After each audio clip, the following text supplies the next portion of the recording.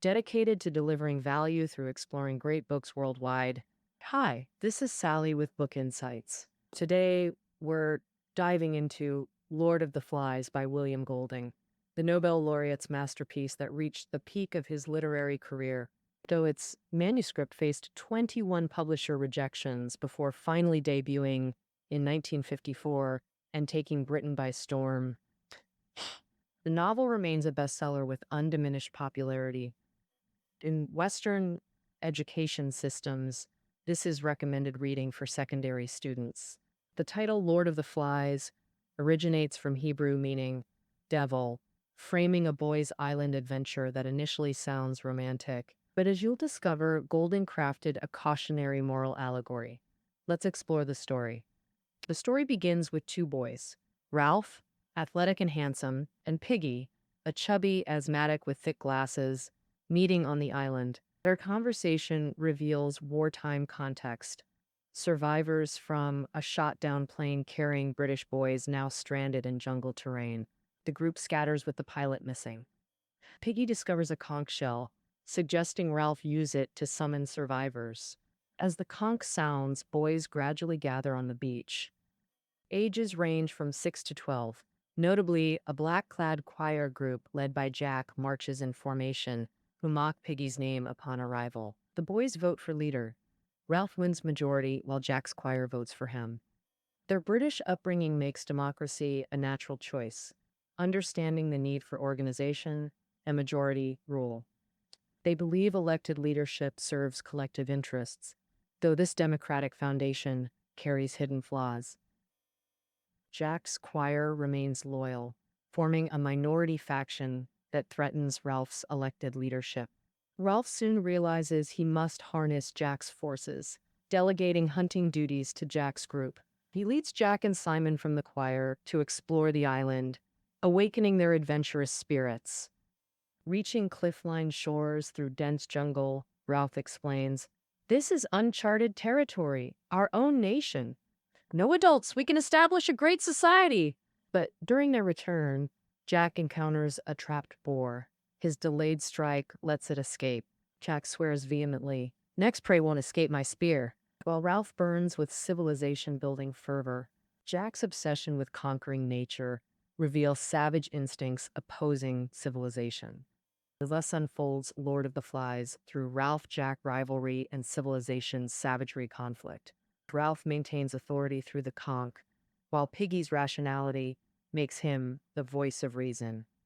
She serves as the group's intellectual advisor due to his scientific knowledge. His physical frailty makes him acutely aware of human limitations. He doubts Ralph's nation-building ambitions with pragmatic caution. We must face reality, recognize our perilous situation. Though food abounds, rescue remains priority one. Following Piggy's plan, Ralph organizes wood gathering for signal fire. Piggy ignites flames using his glasses, unstable fire requiring constant tending. Jack volunteers his hunters for fire watch duty. Mastering fire marks crucial progress towards civilization. But their progress stalls. Failed shelters meet Jack's indifference toward construction. Jack's choir remains his loyal supporters, forming a minority faction that poses potential threat to the democratically elected leader, Ralph. Ralph soon realizes he must fully control Jack's forces, assigning hunting duties to Jack's followers to feed all children. He takes Jack and Simon from the choir to explore the island, awakening the boys' adventurous instincts. When reaching cliffs through jungle, Ralph explains, "This is virgin land, our own territory. No adults. We can build a great society." But during return, Jack finds boar trapped in vines. His hesitation allows escape. Jack vows, "Next time I won't hold back." Ralph burns with passion for civilization building, while Jack's obsession with conquering nature reveals savage instincts opposing civilization. Thus, Lord of the Flies progresses through Ralph-Jack rivalry and civilization savagery conflict. Ralph maintains leadership through conch authority, while Piggy's rationality makes him intellectual advisor. His scientific knowledge positions him as the group's thinker. Physical frailty makes him acutely aware of human limitations. He skeptically questions Ralph's nation-building ambitions. We must face reality, recognize our danger. Though food exists everywhere, rescue remains top priority. Following Piggy's plan, Ralph leads wood collection for signal fire.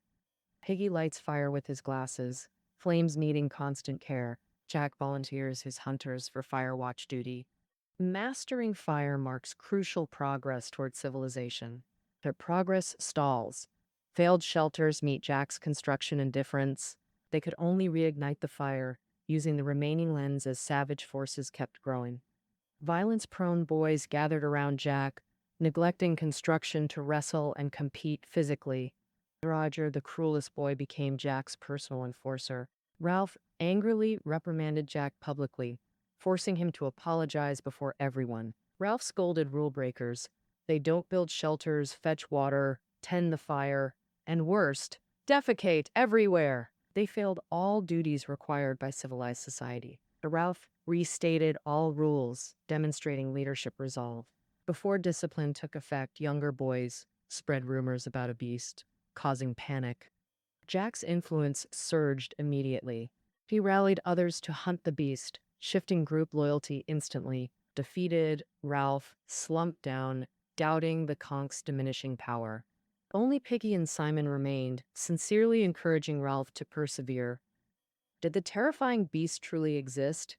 As the story progresses, Golding gradually reveals the answer. While children adapted to island life, Tutable raged on with constant Pacific air battles. One night, a dead parachutist landed on the island. His corpse, entangled in trees, appeared ghostly under firelight, terrifying the children. This symbolizes humanity's true horror, adults' war-torn world delivering bloody consequences. Facing shared danger, Ralph and Jack temporarily reconciled. They jointly led an expedition to uncover the beast's truth. Eventually, Jack launched another boar hunt, the boys reveling in adventure while neglecting rescue priorities. Ralph got dragged into proving his masculinity to protect leadership from Jack's challenge. And Jack's hunting rituals grew increasingly extreme and ritualistic. One night during simulated hunting, Roger nearly got killed in bloodthirsty play acting. Alarmingly, these violent games gained popularity despite Ralph's warnings, primitive savagery emerging. Initial fear-induced unity now fueled power struggles through manipulated terror. Inevitable confrontation loomed between Jack and Ralph.